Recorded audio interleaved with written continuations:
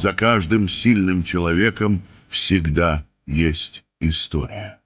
История, которая не оставила ему выбора. История, в которой он падал, но всегда поднимался. Лил слезы, но продолжал идти. Не было легких путей, но он находил в себе силы двигаться дальше.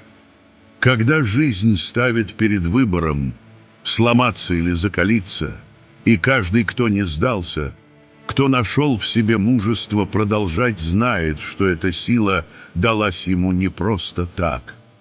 И если тебе тяжело, помни, сейчас пишется твоя история. История, которая однажды сделает тебя сильнее.